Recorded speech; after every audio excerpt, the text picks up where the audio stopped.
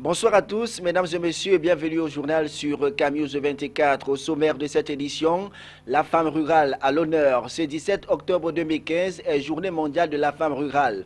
Au Cameroun, la célébration de cette journée a été marquée par une réflexion sur l'accès au financement, facteur indispensable d'une agriculture rentable. À Douala, les festivités relatives à cette célébration ont eu pour cadre la trame foncière du canton Bakoko dans l'arrondissement de Douala 3e.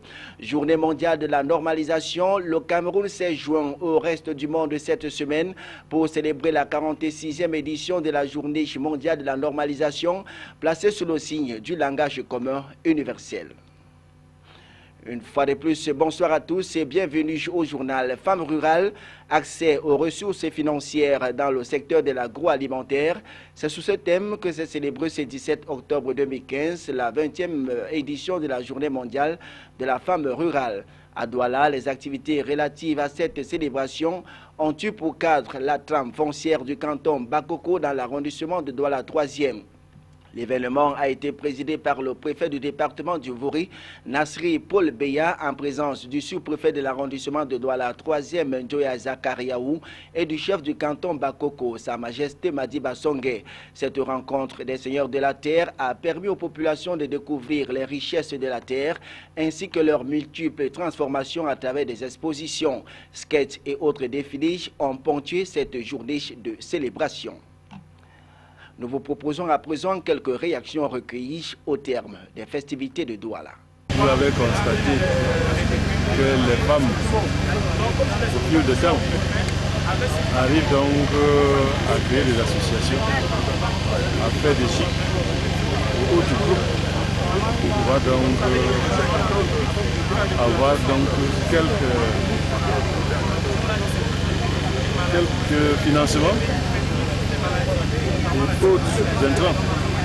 Parce que quand on est seul, on ne peut pas faire grand chose. Quand on se met dans l'association, donc, cet mouvement, cette célébration, c'est aussi, je n'ai pas dit qu'il y a des femmes seulement. Je suis déjà content de les avoir pendant quelques heures dans mon territoire de commandement traditionnel. C'est une très grande joie pour toute notre communauté d'avoir été choisie pour abriter cette 20e édition. Quand elles ont leur champ, elles ont besoin de finances pour les champs. Mais comme tout le monde sait que la femme n'a pas accès au crédit facilement parce qu'on doit leur demander les titres fonciers pour entrer en possession de financement. Et c'est impossible, vous savez que les hommes ne peuvent pas donner leur titre foncier aux femmes. Donc les femmes sont de plus en plus découragées. La ligne de guidage à l'honneur, c'est le thème retenu cette année à l'occasion de la 45e édition de la Journée mondiale de la canne blanche. L'existence de cette journée qui reste peu connue par bon nombre de Camerounais interpelle la conscience collective au respect des droits des personnes aveugles et malvoyantes. La canne blanche et son importance, précision avec Donald Agnozoa. Décrétée en 1970 par l'Union mondiale des aveugles, alors appelée Fédération internationale des aveugles, la journée du 15 octobre est l'occasion de sensibiliser le public à un outil qui permet chaque jour d'aider les personnes déficientes visuelles à se déplacer de manière autonome. La canne blanche est donc le symbole de la cécité et de la malvoyance. Elle permet aux personnes ayant une déficience visuelle, les aveugles, mais aussi les malvoyants, de détecter les obstacles en balayant devant soi. Elle sert également à prévenir les autres personnes, automobilistes et piétons, de leur handicap, leur apportant ainsi une plus grande sécurité. La journée, qui en est à sa 45e édition, parle cette année des lignes de guidage destinées aux personnes malvoyantes ou aveugles. Le thème ainsi formulé soulève plusieurs problématiques liées au handicap visuel. L'on note, et ce pour le déplorer, l'irrespect de certaines lois, en particulier dans la branche de la construction, où souvent les normes ne sont pas respectées. Cette célébration, loin d'être anodine, interpelle la conscience collective au respect des droits des personnes aveugles et malvoyantes, car une canne n'est pas un instrument que l'on prend volontiers en main, elle marque un handicap. Et comme toutes les autres journées mondiales, le Cameroun s'est également joint à la communauté internationale cette semaine pour célébrer la 46e édition de la journée mondiale de la normalisation placée sous le signe du langage commun universel. À Yaoundé, l'ANOR, l'Agence des normes de la qualité, qui est un outil pour la modernité et pour l'atteinte des objectifs du millénaire pour le développement, a organisé une journée portes ouvertes à son siège au quartier Bastos à Yaoundé. Nous vous proposons à présent quelques réactions. D'abord, Mohamed Anon, sous-directeur de la promotion à la Nord, et Marie-Christine Radondé de l'ONUDI. Il s'exprime au micro de Jean-Pierre Bitongo.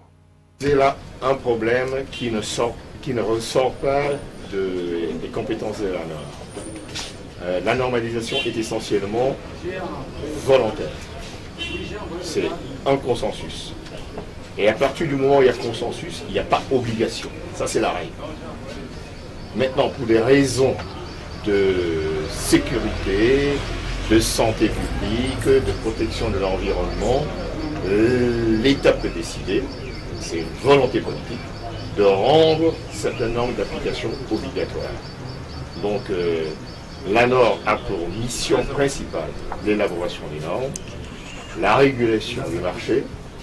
La surveillance du marché relève du ministère du Commerce. Que la norme est vraiment l'outil d'une communication généralisée dans le monde qui permet à l'ensemble des pays et dans un pays à l'ensemble des acteurs économiques de se comprendre et d'appliquer des règles communes. Dans la région du Nord Cameroun, la ville de Garoua est en pleine prévention des catastrophes. Parmi les préoccupations du gouvernement camerounais, la prévention des catastrophes en fait sans doute partie. L'importance de prévenir ces catastrophes et de s'acquérir des connaissances indigènes traditionnelles et locales par la population s'impose avec acuité.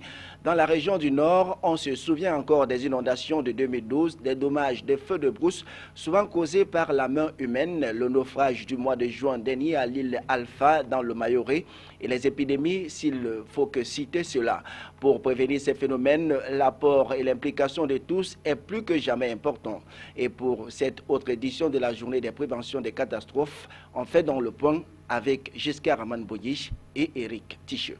Placé sous le thème « Les connaissances pour sauver des vies », la célébration de la journée des préventions des catastrophes cette année dans le Nord a été l'occasion de mûrir la réflexion autour des effets dévastateurs et de ces phénomènes naturels. Face à la survenance soudaine et imprévisible des catastrophes, il convient de solliciter l'apport et même l'expertise de tous en matière de prévention et de gestion des catastrophes. L'apport, c'est d'abord cette solidarité, cette mobilisation qui doit en principe sous-tendre toute catastrophe qui arrive à un endroit précis. À ces méthodes de prévention empirique développées par l'autorité traditionnelle s'ajoute la vision moderne de prévention et de gestion des catastrophes, soucieuse de préserver les biens et des personnes. Catastrophe naturelle, certes une question cruciale, mais l'homme qui modifie son environnement naturel au quotidien est aussi appelé à entretenir des rapports sains avec la nature. Il détruit parfois des milliers de vies, provoquant ainsi des inondations, les émanations de gaz, les tremblements de terre, des vents violents et autres catastrophes d'ordre environnemental. En page politique de ce journal, parlons des enjeux du renouvellement des organes de base et des institutions spécialisées du Rassemblement démocratique du peuple camerounais. Que vise cette opération? Tentative de réponse dans cette analyse que nous propose Thierry Eba.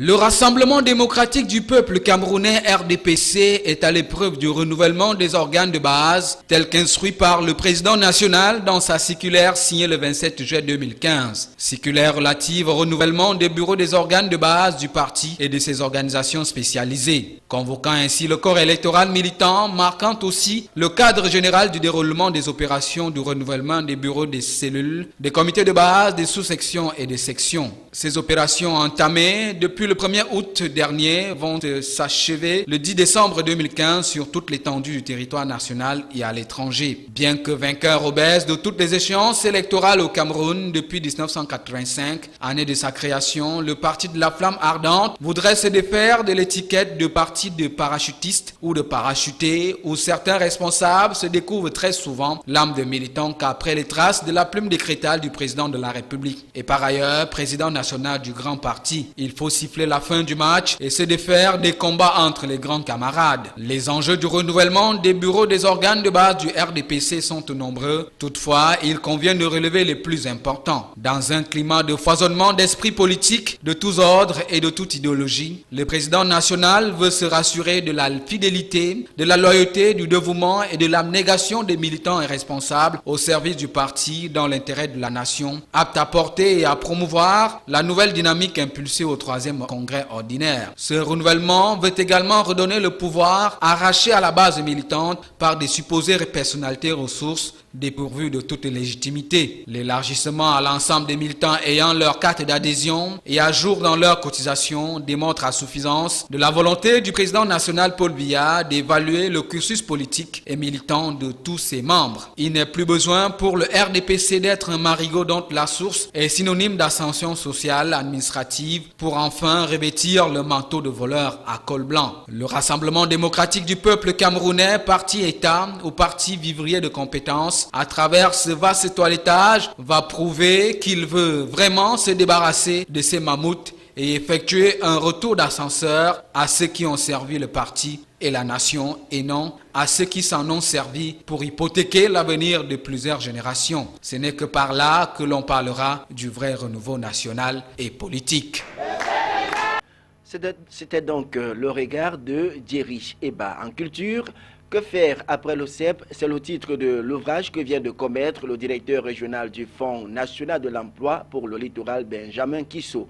L'auteur était face à la presse cette semaine pour la dédicace de ce livre qui met en exergue le bien fondé de l'orientation scolaire et professionnelle pour faire un bon choix de carrière dès l'adolescence. Reportage Éric Ticheux et Josué Ngonga. Dans cet ouvrage de 18 pages, l'auteur a choisi la bande dessinée comme mode d'écriture et moyen de communication pour s'adresser de manière explicite, voire directe, à sa cible constituée pour la plupart des enfants dont l'âge varie entre 8 et 15 ans. Aux parents, l'auteur propose indirectement que le processus d'un choix d'orientation scolaire et professionnelle commence tôt. À l'époque, on encourageait les étudiants et les élèves à commencer à s'orienter au niveau du BPC, au niveau du bac. Mais avec l'évolution de la société, nos enfants qui ont 7, 8 ans, 9 ans commencent à choisir déjà leur métier. Ils ont des personnalités fortes. Il est important de les orienter. Nous avons donc commis cette brochure pour aider les enfants de 7 à 15 ans à être canalisés dans la méthodologie, dans la démarche du choix scolaire et professionnel. L'orientation scolaire étant un facteur qui conditionne les différentes formes d'intégration à tous les âges, de l'enfance à l'adolescence, choisir son métier équivaut à un processus continu d'élaboration et de réalisation du projet personnel de formation et d'insertion socio-professionnelle que l'enfant mène en fonction de ses aspirations ainsi que de ses capacités. Les parents ne doivent pas imposer des métiers à leurs enfants. Les parents doivent accompagner leurs enfants. Un parent a droit d'avoir un rêve pour son enfant, mais si quand l'enfant grandit, il a son rêve à lui, et que ce rêve-là ne correspond pas au rêve du parent, le parent doit laisser le rêve de l'enfant se réaliser, parce qu'il s'agit d'abord du bonheur de l'enfant. Ici, l'auteur affirme que le choix d'un métier est tout d'abord une forme d'expression de la personnalité de l'enfant. Et pour cela, il faut découvrir ses passions et associer des métiers compatibles à ses intérêts et aptitudes afin de mieux construire son avenir. Et c'est sur ce que nous mettons un terme à cette édition. Mesdames et messieurs, c'était le journal sur Cam News 24. Merci de l'avoir suivi. Bonsoir à tous et à toutes. Thank you.